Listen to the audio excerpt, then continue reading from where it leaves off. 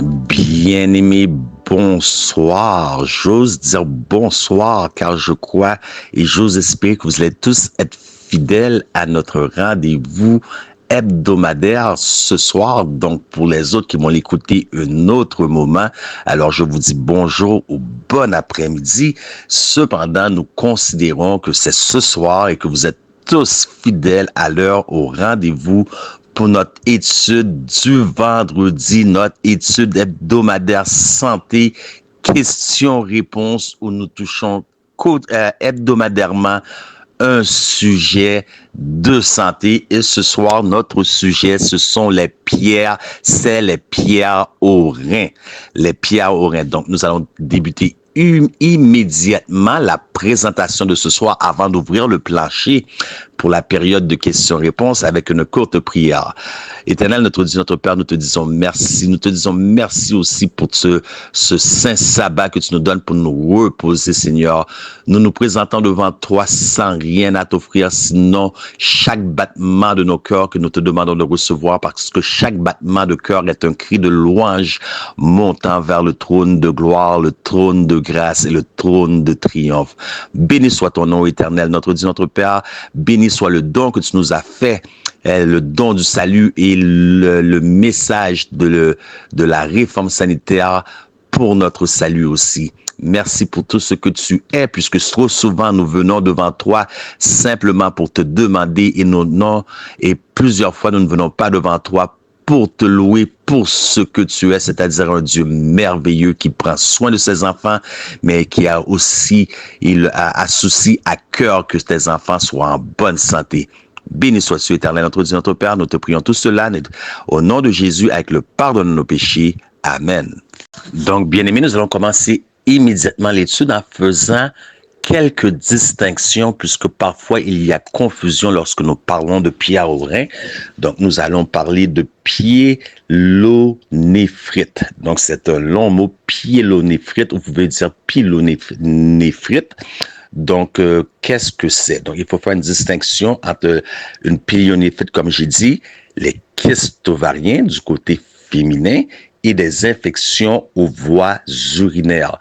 Donc, les infections aux voies urinaires, une pyélonéphrite, si je peux débuter ainsi, c'est une infection aux voies urinaires. Donc, vous pouvez avoir différentes infections aux voies urinaires, mais cette fois-ci, nous allons nous la considérer uniquement dans le contexte des pierres aux reins. Donc, il faut faire la différence, comme j'ai dit. Donc, kyste ovarien et pierre aux reins, ce n'est pas la même chose, bien qu'elle soit. Il y a beaucoup de similitudes. Donc, une pierre au rein, ça veut dire ce que ça veut dire. Ça veut dire c'est une pierre qui se loge dans les reins. Cependant, le pyélonéphrite est une infection aux reins causant une infection aux voies urinaires lorsque des bactéries passent des reins à la vessie. Donc, cette infection, qu'est-ce que cela amène lorsque les bactéries passent des reins à la vessie? Donc, ça peut amener de la fièvre, des frissons, de la nausée, des vomissements, des douleurs lombaires, et nous allons revenir particulièrement sur les douleurs lombaires. Donc, douleurs à uriner, lorsque vous urinez, vous allez avoir peut-être du sang dans les urines. Parfois, le sang, vous devez savoir que le sang n'est pas visible, mais lorsqu'on le passe au microscope, vous pouvez réellement voir le sang. Donc, ça peut dégager une forte odeur lorsque vous urinez. Vous allez voir du sang et il va souvent avoir un désir fréquent d'aller à la toilette. Pourquoi le désir fréquent d'aller à la toilette? C'est parce que l'urine ne passe pas comme elle se doit. Parfois, ce n'est pas parce qu'elle ne passe pas comme elle se doit. C'est simplement que vous avez le désir d'uriner, vous allez, mais l'urine ne sort pas parce qu'elle est bloquée à cause de la pierre. Donc maintenant, ce que vous devez savoir, quelle en est la cause? Qu'est-ce qui cause les pierres aux reins? Les pierres aux reins sont généralement causées par des bactéries bactéries. Donc, le corps est rempli de microbes. 99% du corps est constitué à base de microbes. Donc, c'est normal puisque beaucoup de personnes ont une mauvaise connotation du mot microbe. Donc, lorsque nous parlons de microbes, nous parlons aussi de bactéries. Cependant, il y a de bonnes bactéries et de mauvaises bactéries.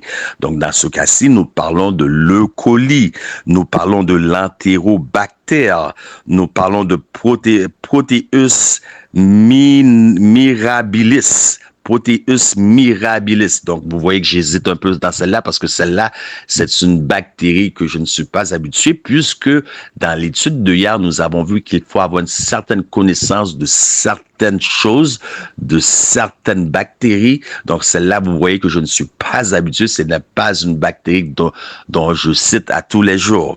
Cependant, le problème ne s'arrête pas uniquement avec les bactéries. Il y a aussi l'alimentation, bien-aimés. Tout débute par les intestins. Nous avons vu que toutes les maladies débutent dans les intestins. Il y a l'alimentation, il y a une mauvaise hydratation. Donc, nous savons que beaucoup de gens ne boivent pas suffisamment d'eau et d'autres personnes vont aller d'un extrême à l'autre, vont boire de l'eau, un peu trop d'eau. Donc, dans les deux cas, ça peut causer des pieds aux reins, mais aussi nous avions vu dans nos études précédentes qu'il y a une méthode, bien aimé, il y a une méthode pour boire de l'eau. Parce que si vous buvez de l'eau comme comment je pourrais dire, comme vous calez un verre, ce n'est pas bon parce que la quantité d'eau que vous allez boire dans la journée de cette façon, vous allez flusher en dehors du corps les minéraux dans le corps. Donc, pour comprendre et pour connaître comment se fait la formation de pieds aux reins, il faut connaître l'organe dont il est question, c'est-à-dire les reins. Quelle est la fonction du rein? Donc, les reins servent. D'ailleurs, vous avez deux reins et vous pouvez très bien vivre avec un seul rein. Voilà pourquoi plusieurs personnes vont choisir de faire des dons d'organes.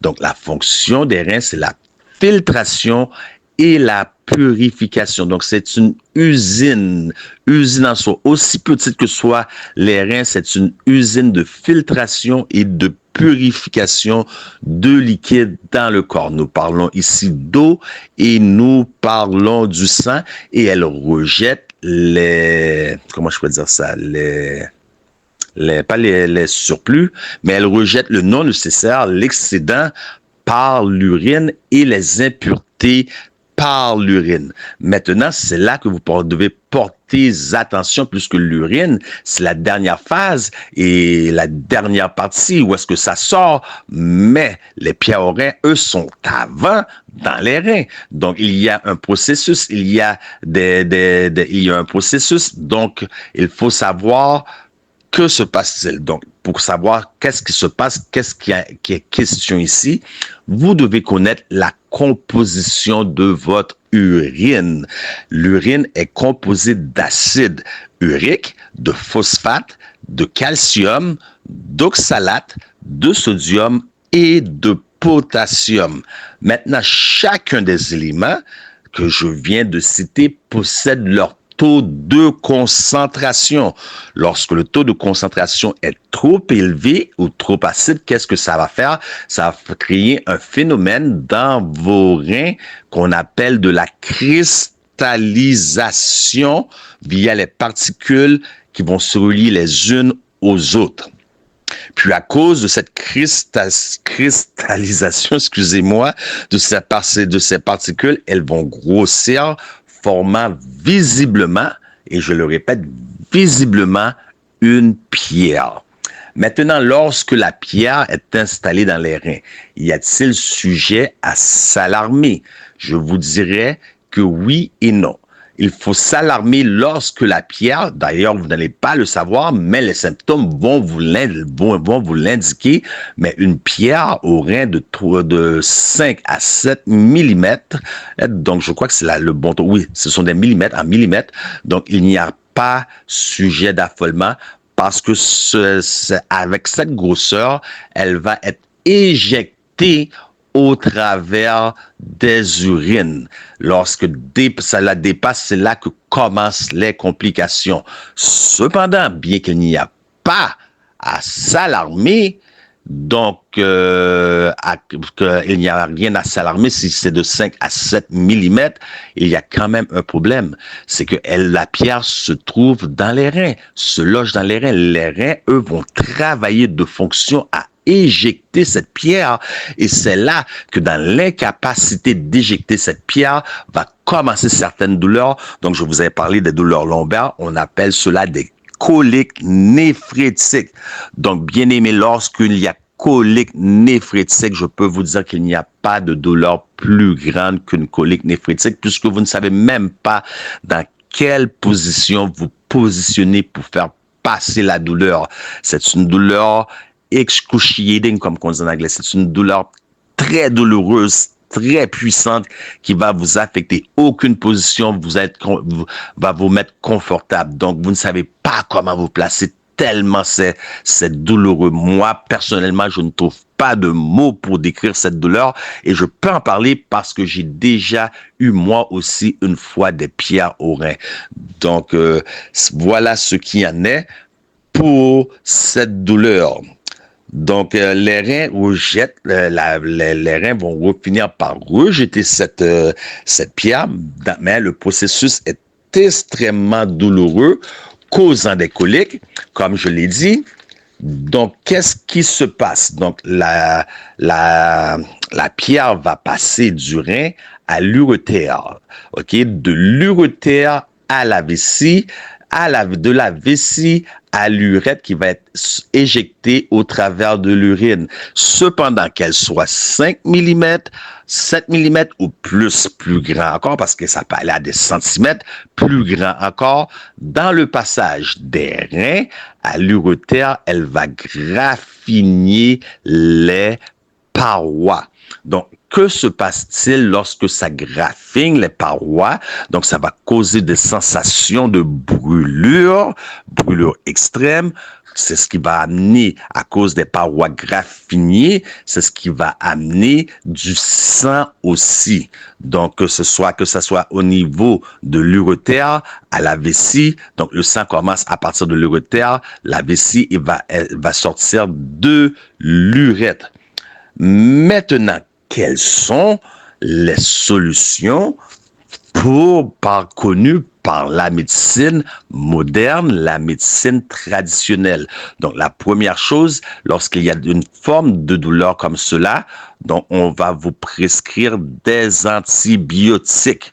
OK? On va vous prescrire des antibiotiques non stéroïdal, excusez-moi, donc ce sont des mots parfois que je ne suis pas habitué, mais ce sont de longs mots. Stéroïdal, donc vous comprenez, non stéroïdal, donc il n'a pas de base de stéroïdes.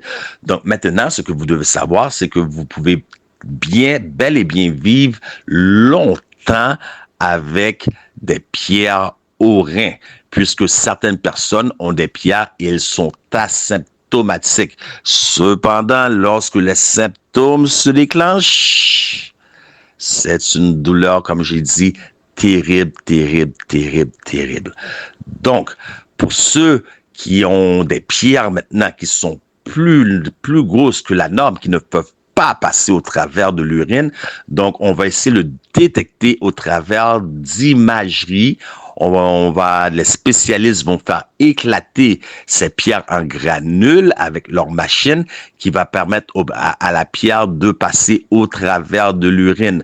Et parfois, ça peut aller jusqu'à une intervention chirurgicale dans certains cas.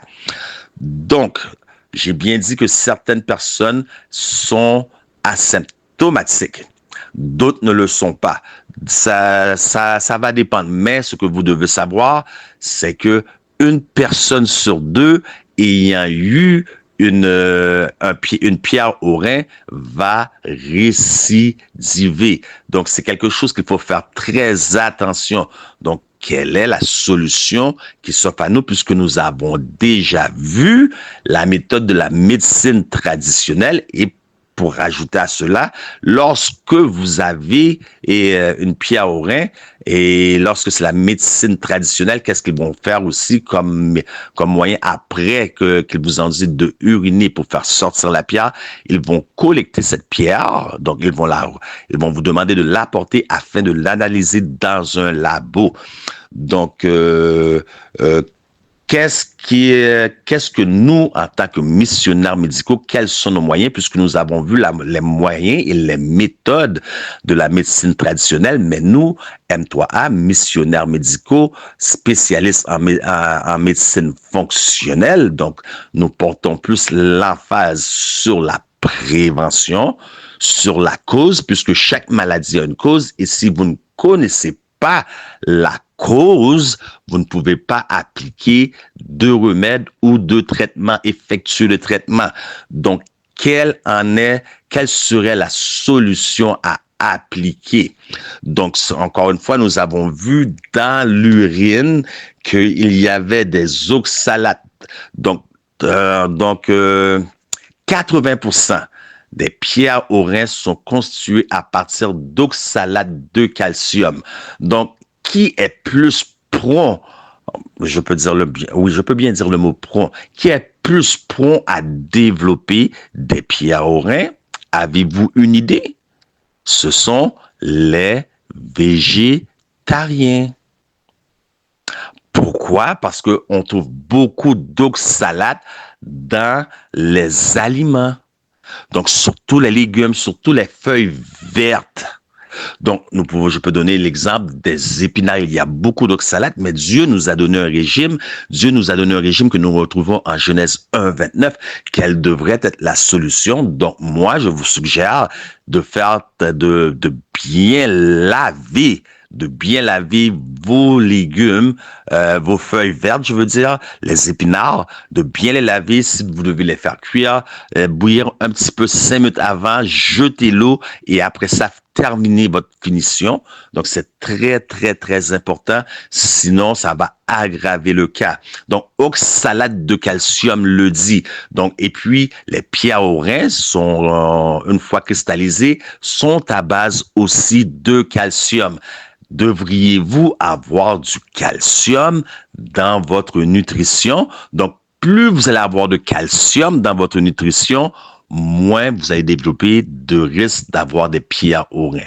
Moins de calcium, plus vous allez développer des risques d'avoir des pierres au rein. Donc, vous voyez, c'est le contraire ici. Donc, nous allons débuter comment je peux dire ça? Pas le remède, mais le rétablissement ou la médication au travers de la nourriture. Mais lorsque nous parlons au travers de la nourriture, nous ne parlons pas de la nourriture donc dans le sens de nourrir les vaisseaux sanguins, mais nous parlons en termes de détoxification. Pourquoi? Parce que si vous allez sur YouTube, si vous allez en ligne, si vous allez sur Internet, vous allez trouver toutes sortes de méthodes, des gens qui vont comment je peux dire ça, essayer de vous séduire, d'avoir une détoxification. Puis lorsque vous regardez à la fin, on va vous prescrire, pas prescrire, mais on va vous présenter un article à prendre, à acheter. Donc, il y a gain monétaire. Lorsque nous parlons de détoxification des reins, bien-aimés, il n'y a pas de pilule magique. Il n'y a pas, vous prenez ça pendant 3 jours, vous êtes guéri. Ce sont tous des faussetés, ce sont tous des mensonges, bien souvent que ce qu'on vous présente dans la vidéo comme telle, que ce soit YouTube ou en ligne, il y a de bonnes choses sanitaires, mais c'est souvent faux. Il n'y a pas de méthode de détoxification. Lorsque nous parlons des reins, bien sûr, parce qu'il y a plusieurs méthodes de détoxification pour différents organes, mais nous sommes dans le sujet des reins. Donc, la détoxification se fait généralement à long terme. Donc, lorsque nous parlons à long terme, nous devons considérer, tel que nous l'avons vu dans notre étude de hier, pour ceux parmi vous qui ne savent pas de quoi je parle, donc je me réfère à notre école en ligne, excusez-moi, à notre école en ligne pour ceux qui l'ont vu hier.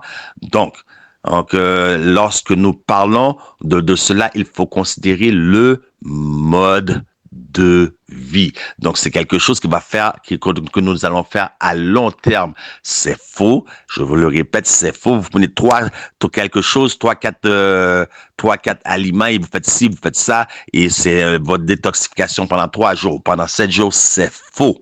C'est faux. Lorsqu'il s'agit des reins, c'est faux. C'est à long terme. Donc, il s'agit du mode de vie. Citron, c'est très bon. C'est très bon. De l'eau citronnée le matin. D'ailleurs, j'ai une étude là-dessus. Donc, si vous nous regardez par le YouTube et que vous ne faites pas partie de notre école en ligne, vous pouvez, dans la section commentaires, me contacter. Donc, l'eau citronnée le matin, c'est très bon. Banane, c'est très bon. Cependant, banane, il faut faire attention. Considérez si cela est dans votre pouvoir, un nutritionniste, un diététionniste à cause de la quantité de potassium dans la banane. Donc, mais généralement, c'est très bon. Toutes les feuilles vertes.